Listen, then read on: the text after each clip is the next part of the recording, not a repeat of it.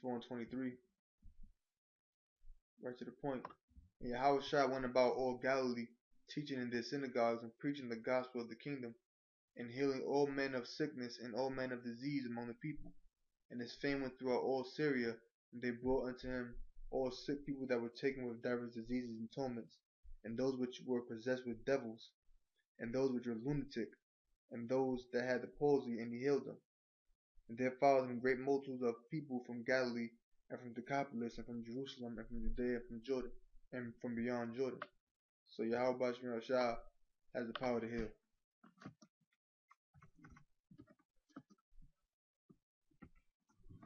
Let's go to Psalms 103 verse 3. I'll start from verse 1. Psalms 101, a Psalm of David.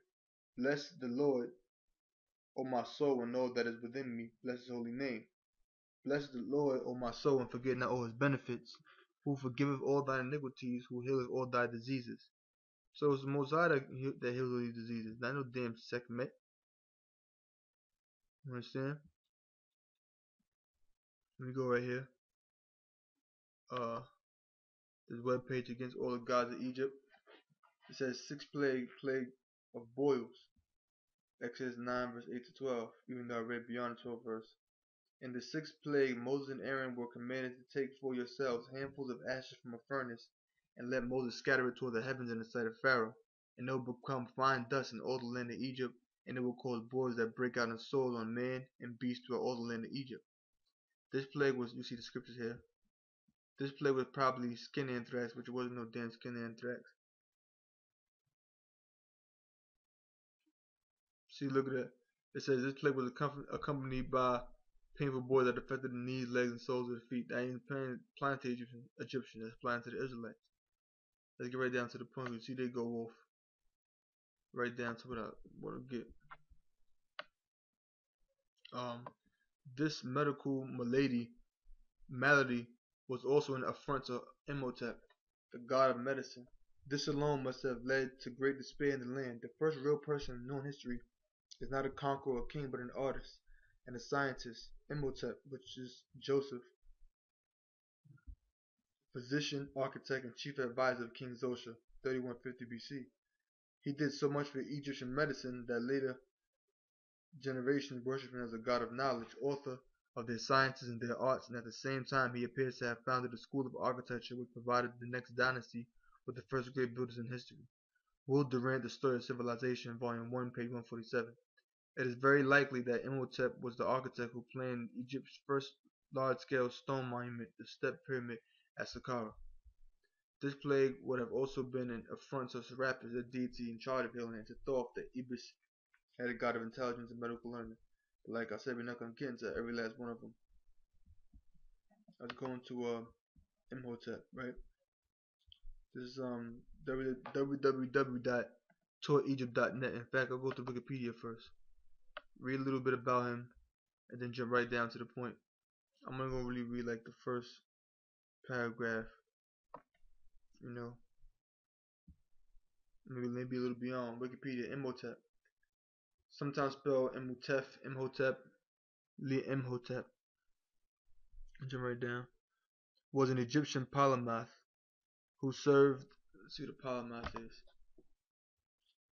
Having learned much. A polymath, Greek, having learned much, is a person whose expertise spans a significant number of different subject areas. Such a person is known to draw on complex bodies of knowledge to solve specific problems. The term was first used in the 17th century, but the term polyhistor is an ancient term with similar meaning. Who served under the 3rd dynasty King Dosar as chancellor to the pharaoh and high priest of the sun god Ra or Re at Heliopolis, which is On. That's On. When the scriptures speak about the priest of On, let's see if it says it here. I don't think it says it there. I'm not going to search the whole thing. But when you look it up, the priest of On spoken of in Genesis. On is actually Heliopolis. He is considered by some to be the earliest known architect and engineer and physician in early history, which shows you that he had to be Israelite. Jacob is the form of all things, right? Though 2 other physicians, Hesi-Ra and Merit-Ta, lived around the same time, the full list of his titles is Chancellor of the King of Egypt, doctor, first in line after the king of Upper Egypt, which Joseph was, administrator of the great palace, hereditary nobleman, high priest of Heliopolis, builder, and another thing. Joseph wasn't no high priest and no sun god. He wasn't worshiping no other gods. Just to bring that out as well. That's some shit Esau added. Hereditary nobleman, high priest of Heliopolis. See, builder, chief carpenter, chief sculptor, and maker of vases in chief. Which the scriptures don't speak about how if Joseph did anything with the step pyramids of Saqqara, but we know that when we look through the history, Joseph and Imhotep is linked to one another. Now to jump down to the medical aspect, which is the main point that I want to get to. Medicine. It says medicine. Imhotep was an important figure in Egyptian medicine. In ancient Egyptian medicine, he was the author of a medical treatise remarkable for being devoid of magical thinking. The so-called Edwin Smith Papyrus contained anatomical observations, ailments, and cures. The surviving papyrus was only written around 1700 BC, but may be a copy of text written 1,000 years earlier. However, this attribution of authorship is speculative. Today, the papyrus is on show at the Brooklyn Children's Museum in New York City. The 48 cases contained with the Edmund Smith surgical papyrus concern. See, speak about 27 head injuries, 6 throat and neck injuries, 2 injuries to the clavicle, which is the collarbone, 3 injuries to the arm, so on and so forth. 8 injuries to the sternum, breastbone, and ribs, 1 tumor and 1 abscess of the breast, 1 injury to the shoulder, 1 injury to the spine. It says, descriptions of Imhotep, James Henry Breasted et al. In priestly wisdom and magic, in the formulation of wise proverbs, in medicine and architecture, this remarkable figure of Zeus's reign left which there's many different names that they say could be that pharaoh at that time when Joseph was on the scene, but we'll know for sure when the kingdom come. This remarkable figure of Zeus's reign left so notable a reputation that his name was never forgotten.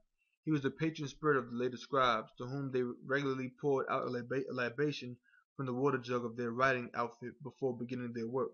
Imhotep extracted medicine from plants. Imhotep was portrayed as a priest with a shaven head, seated and holding the papyrus roll. Occasionally he was shown clothed with the archaic costume of a priest. Remember, they shaved Joseph when he came out of prison? Joseph was shaved.